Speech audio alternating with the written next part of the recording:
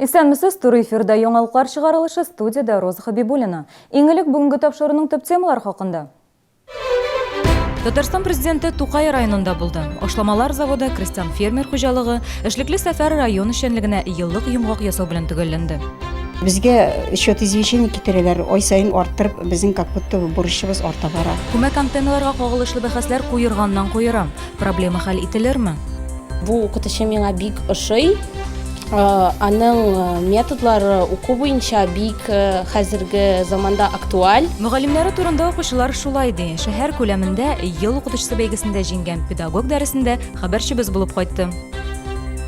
Чаллы тамашасын бик яратабыз, Чаллы тамашасы бик ачык. Камал театры артистлары чаллылар белән очраша. Кунакларга бүген үзләре күнекмәгән тамашачы ролендә дә булырга туры килде. Бүген Тукай районына Татарстан президенты Рөстәм Миңнеханов килде. Круглый поледа Тукай муниципаль берәмлегенең 4-нче совет утырышы үтте. Аңа кадәр республика җитәкчесе берничә производство эшчәнлеге белән танышты. Башлыча ул Ханнанов крестьян фермер хуҗалыгы эшчәнлеген бәяләде һәм Камский сапропель заводында булды. Камский сапропель заводы мал туар өчен азык кушылмалары һәм ашламалар ясау белән шөгыльләнә. Шулай ук биредә нефть һәм газ производствосы өчен сорбентлар җитештерелә. Сату күләме буенча мал өчен ясалган кушылмалар зур өлешне алып тора.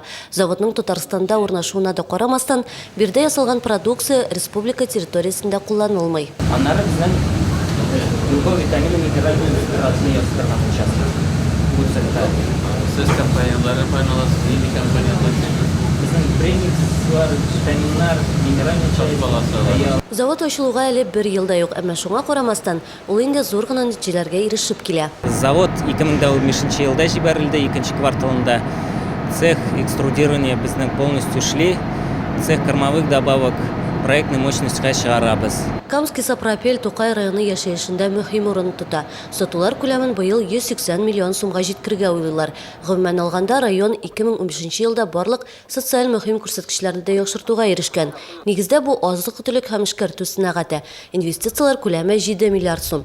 Шулай ук район тормышында кече һәм урта бизнеста шактый саллы урын били. Мәгариф тармагына да зур игътибар бирелә. Уңышлы киләчәкнең нигезен мәгарифне үстерүгә бүген никадәр игътибар бирүебез тәшкил итә.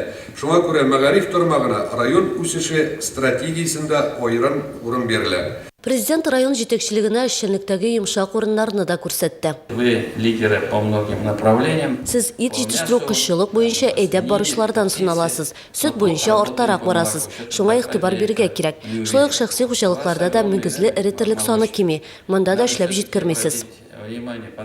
Эш сәфәре ахырында президент хезмәткәрләргә бүләкләр тапшырды. Агымдагы елда иң мөһим бурычлардан Рөстәм Миңнеханов сентябрьдә узачак Дәүләт Думасына сайлауларны билгеләде. Ләйсән Ханова, Константин Величко, Ленар Султанов. Яңалыклар. Бүген беренче КАМАЗ йөк машинасы чыгуга 40 ел тулды.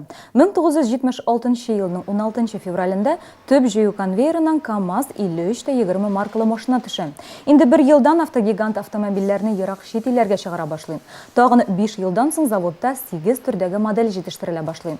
1988 елда конвейердан миллионынчы йөк машинасы төшә һәм җитештерү күләме буенча рекорд куела. 1 елга 128 мең автомобиль җитештерелә. Бүгенге көндә КАМАЗ тәүлегенә 250 автомобиль чыгара ала. Автогигантның барлык ветераннарын, хезмәткәрләрен әлеге истәлекле дата белән котлыйбыз. Күмәк антенналарга бәйле бәхәсләр һаман тынмый. Безнең редакциягә шәһәрдәшләр әле дә бу проблема белән шалтырата. Ай сайын аларга телевидение хезмәте өчен МТС-тан квитанция килә. Башка элемтә операторы белән килешү төзегән булсалар да, җыелган бурычларны түләргә кирәкме? Хәбәрчебез белде. 5 елдан Таттелеком белән договор төзедек. Бүгенге көнгә кадәр Таттелекомга түлибез ай сайын 250 сум. Проблемалар килеп тугач Фаима Сафиуллина кабельле телевидениега тоташырга уйлый. Пенсионер җәй көне күмәк антеннадан баш тарту турында гариза язып, төбәгара элемтә оператор белән килешү төзи. Әмма октябрь аеннан аңа МТС-тан квитанция килә башлый. Иң элек 70 сум булса, соңрак 140. Алга таба тагы да күбрәк. Күмәк антеннадан кулланган өчен бурыч ай сайын арта бара. Компания офисында моңа игътибар итмәскә, аның бары тик реклама гына булуын искәртә. Минем беләсем килә. Без договор МТС белән язмадык, бер җиргә кул куймадык. Коллективныдан безнең отказ бар. Безгә счет извещений китерәләр, ай сайын арттырып, безнең как будто бурычыбыз арта бара. Шуңа күрә инде безнең күңелдә тынычлык юк, бурычлы яшисе килми. Компаниянең рәсми вәкиле белдерүенчә, МТС тоташтыру операторы шәһәрдәшләргә күмәк антенна хезмәтләре өчен түләү турындагы квитанцияларны законлы рәвештә җибәрә. Әгәр кеше күмәк антеннадан файдалана икән, ул аңа түләргә тиеш. Хезмәткә түләнмәгән очракта оператор абонентны телевизион челтәрдән үзеп куярга хаклы. Фаима Сафиуллинага квитанция буенча түләргә кирәк түгел. Бу сумманы аннан алмаячаклар. Если действительно абонент не пользуется услугой, Әгәр абонент хезмәтләрдән файдаланмый икән, без аңа булай эшләргә тәкъдим итәбез. Мондый характердагы квитанцияларга игътибар итмәскә һәм түләмәскә, яки МТС салонына телеантенна хезмәтләреннән азат итү турында сорап гариза язарга. Фәймә ханымга кабаттан МТС салонына барып күмәк антеннадан баш тарту турында сорап гариза язарга туры киләчәк. Ул вакытта реклама компаниясе аны борчымаячак дип вәгъдә иттеләр. Илсия Валиуллина, Гүзәл Хәбибуллина, Ленар Солтанов, Яңалыклар. Бүген Чаллыда Кама сәнәгать форумының беренче этабы старталды. Онда Россиянең 15 төбәгеннән 70-тән артык оешма предприятиясе катнаша. Форум инвестиция активлыгын арттыруны, үзебездә җитештерелгән продукцияне тәкъдим итүне, кече һәм урта эшмәкәрлекне эре компаниялар белән очраштыруны күздә тота. Үз чиратында бу республика һәм ил үсешенә уңай тәэсир итәчәк.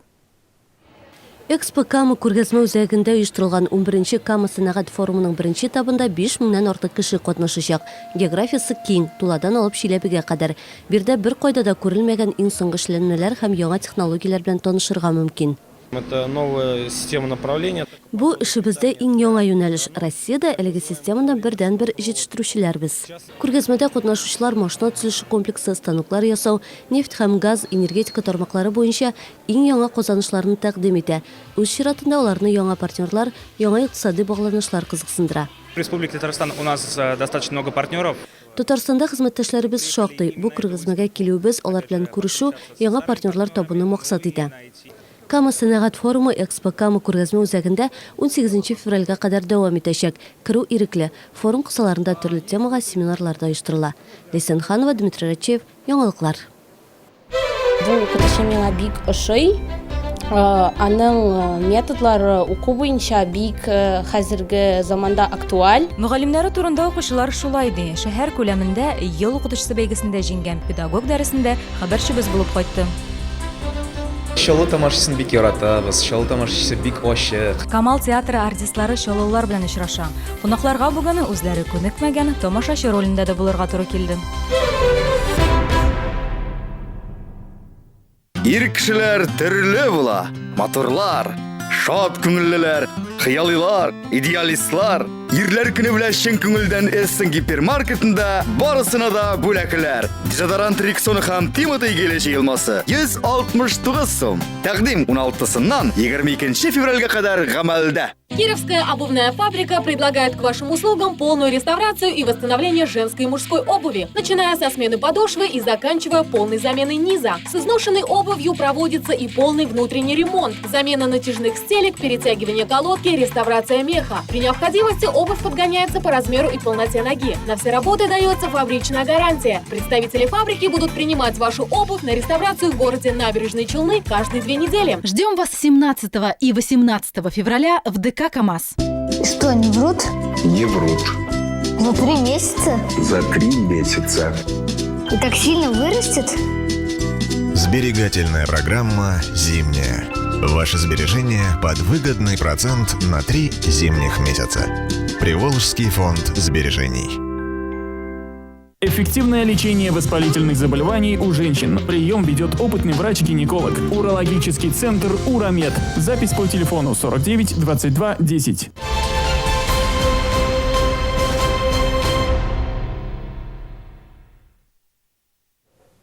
Сіз яңалыклар чыгарылышын карыйсыз һәм без дәвам итәбез. Чаллыда дуңгыз гриппы белән авыруның 74-нче очрагы теркәлде. Йогышлы авырулар хастаханәсендә A-H1N1 вирусы белән 8 шәһәрдәшебез дәвалана. Алар арасында 2 бала. Авырудан үзлеге буларак үпкә ялкынсынуы аларда күзәтелми ди табиблар.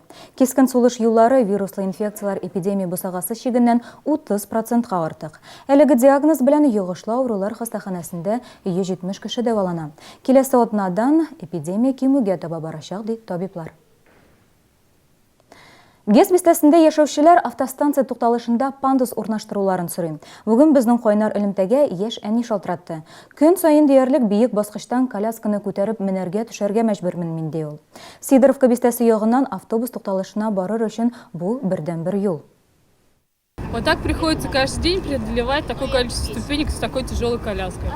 Эльвира Ризатенова бүген чираттагы тапкыр кызы белән шифаханәгә бара. Табибка бара торган юл фитнеска тиң ди ул. 18 килограммга якын коляска моңа өстәп киендерелгән бола. Шундый йөкне күтәрергә туры килә аңа. Еш кына әни кеше 2 баласы белән юлга чыга. Тирә-юньдә автобуслар, трамвай, берсен өскә күтәргәндә икенчесен караучысыз калдыру куркыныч.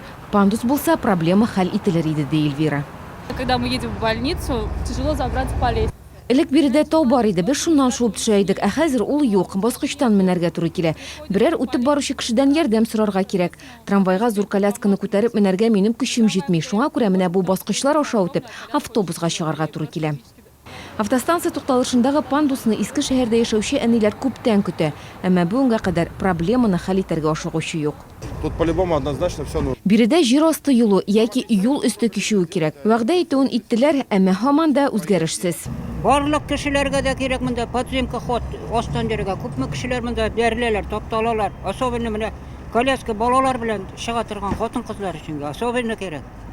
Пандусны урнаштыру проектта гына калмыйча, чынга ушар дигән өметтә кала шәһәрдәшләр. Бирдән чаллар гына түгел, шәһәр кунаклары да еш йөри бит. Фәридә Сабирҗанова, Елена Камалова, Алексей Иванов, Яңалыклар. Шалының иң яхшы укытучысы 26-нчы гимназиядә эшли. Ул математика фәнен укыта. Шәһәр күләмендә ел укытучысы бәйгесенә йомгак ясалды. Аның җиңүчесе Казан кызы Эльмира Әхмәтҗанова Шалыга ничек килеп эләккән? Эльсия Валиуллина белде.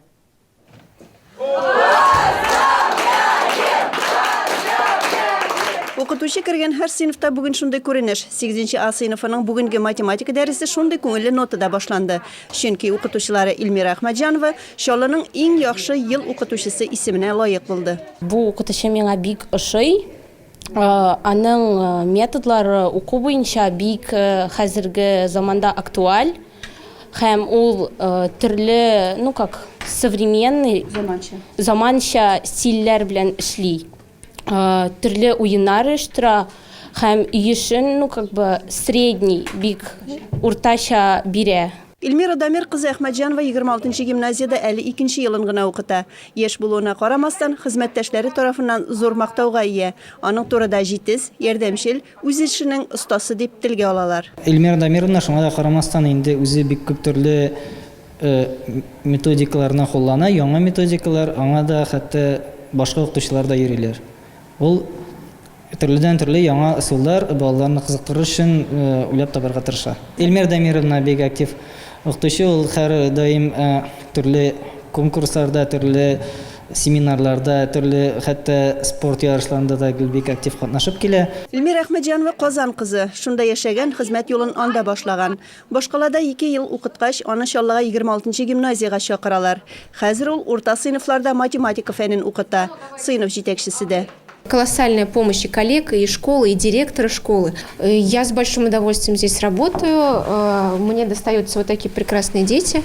Я очень счастлива, довольна и хочу оставаться здесь, находить себя здесь и работать, достигать успехов. 24 февральдә Шаллыда республиканың ел укытучысы исеменә төбәк турлары булачак. Анда ачык дәрес күрсәтеләчәк һәм мастер-класс бирелә. Эльмира Әхмәтҗанова дәресләрдән соң шул эшләр белән мәшгуль. Эльсия Валиуллина, Алексей Иванов, Яңалыклар. Кыш узын күрсәтәчәк әле, салкын көннәр алда булачак дип фаразлый синоптиклар. Авырмас һәм туңмас өчен җылы һәм уңайлы өс киемнәре турында онытмаска кирәк. Аларны кайдан алырга? Бу турыда алдагы сюжетыбызда. Теплое и уютное. Хатын-кызлар яңа тун сатып алганда нәкъ менә бу сыйфатларга игътибар итә. Үтемле бәяләр, зур ташламалар, булар барысы да зима кибетендә. Ябылу уңаеннан биредә ташламалар, мех һәм койры туннар бер бәядән 21900 сумнан сатыла. Күн куртка һәм плащларның бәясе 15 меңнән артык түгел. Даими сатып алучы һәм пенсионерларга өстәмә ташламалар каралган. Һәр сатып алучыга өстәп бүләк кышкы куртка. в этом магазине. Миңа бу кибеттә бик тиз генә койры тун сойлап бирделәр. Миңа ул бик ошады, бик үзенчәлекле. Миңа калса мондый берәүдә дә булмаячак. Зима кибетләрендә үз киемнәренең киң ассортименты һәм төрле үлчәмнәрен табарга була. Биредә мехлы болеролар да, озын затлы койры туннар да бар. Үлчәмнәре 36-дан 72-гә кадәр. Узнала о распродаже. Ташламалы сатулар турында ишеттем. Ассортимент зур күзләр йөгерәк кенәгать калырмын дип уйлыйм, дустымны да алып киләм. Зима кибетләрендәге үз киемнәре палитра сәүдә үзәгенең 3-нче катында урнашкан. Кибет ябылганчы сыйфатлы мех һәм койры туннар сатып алырга ашыгыгыз. Бу көннәрдә Чаллыда Галиаскар Камал исемендәге Татар дәүләт академия театры гастрольләре бара. Спектакльләр тулы залларда үтә. Тыгыз эш графикларында буш ара табып, артистлар укучылар белән очрашырга да өлгерә. Бүген алар Мулланыр Вахит исемендәге 2-нче татар гимназиясенә кунакка килде.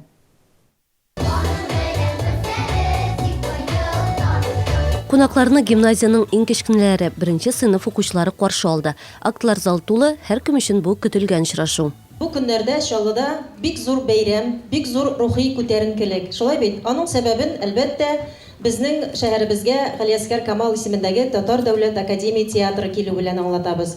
Без Чаллы театрында яратабыз, анда да йөрибез. Ләкин инде безгә башкалабыздан килгән шушындай күренекле артистлар безнең өчен, бигрәк тә безнең гимназияга килүләре безнең өчен бик зур мәртәбә. Камал артистларына тагын бер күчтәнәч. Гимназияның Найла Рогожникова җитәкчелегендәге Тылсым театр төркеме Абдулла Алишның сыр тотмас үрдәк спектаклен әзерләгән. Балалар шул рәвешле зур артист абый-апалары каршында имтихан тотты. Араларында инде бүген үк артист булырлыклары да бар.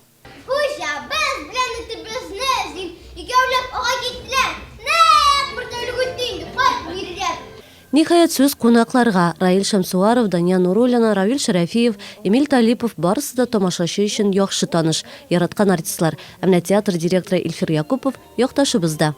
Мин сезнең кебек Чаллыда укыдым. Татар гимназиясендә, 2-нчесендә түгел, 54-нчесендә. Очрашу барышында гимназия укучылары артистларга үз сорауларын җиткерде. Алар исә үз чиратында тормышларының кызыклы мизгелләр белән уртаклашты. Мин Совет заманында чыккан, теге тимердән эшләнгән шыксыз тоткалардан туеп беткән идем. Сүтә башлагач булар әрәм булалар. Мин гомумән жалтыраган җизәйберләр яратам, шуларны җыя башладым инде. Аны җыеп бетердем мин. Күп кешегә өләштем. Очрашу артистларның да балаларның да күңел дәфтәрләренә якты бер мизгел булып уелды. Чаллы тамашачысы бик ачык. Алар белән очрашу безнең өчен үзе бер бәйрәм. Спектакльләр бик матуруза, залларыбыз тулы. Балалар белән очрашу килгәндә, ничектер менә илһамланып кайтып китәбез. Шундый рәхәт, менә балалар бүген безгә ниндидер бер кичкенә генә спектакль әзерләгәннәр, сыр тотмас үрдәк. Шуны шундый рәхәтләнеп карап утырдык, шундый күңелле булды. Аларга бик зур рәхмәт. Артистларны бик зарып көттек, алар белән оештырабыз дигәндә инде бик сөендек. Галиаскар Камал театрына Казанда барганым бар иде, Мәхәббәт ФМ дигән театрына. Әлбәттә инде Чаллыга килешне аны Галия Бану дигән театрына бардык. Бик ошады. Мин алардан бик күп әйберләр өйрәнәсе килә һәм алардан автограф аласы килә миңа. Бүген Чаллыда Галиаскар Камал театры гастрольләренең соңгы көне. Алар энергетик мәдәният сараенда Фарид Буляковның «Сөясеңме, сөймисеңме» спектаклен уйный. Иртәгә артистларны Әлмәт тамашачысы каршы алачак. Лесенханова, Дмитрий Рачеев, яңалыклар. Ир-егетләр бәйрәме якынлаша, халыкара хатын-кызлар көненә дә күп калмый. Бүләкләр сайлау өчен иң кулай вакыт. Еш кына бик күп кибетләрне әйләнергә шактый вакыт сарыф итәргә туры килә. Үзенчәлекле бүләкләрне кайда сайларга буласың? Бу хакта тулырак алдагы сюжетыбызда. Игътибарлы шәһәрдәшләр Яшьлек проспектында Эссен сәүдә үзәге янында барлыкка килгән зур павильонны күреп өлгерде инде. Тагын бер атнадан 23 февральдән 28 февральгә кадәр Чаллыда беренче тапкыр Удмуртия күргәзмә үзәгенең бөтен Россия ярминкәсе үтәчәк. Шәһәрдәшләргә 100гә якын компания үз продукциясын тәкъдим итәчәк. Бирдә йорт өчен кирәк-ярак, гаиләдәге бөтен кешеләр өчен кием-салым, тәм-том барысында табарга була. Лесенханова, Рима Алексеева, Алексей Иванов, яңалыклар. Бүгенге менә шулар, сез яңалыклар тапшыруын карадыгыз. Студияда Роза Хабибуллина булды. Исән сау булыгыз.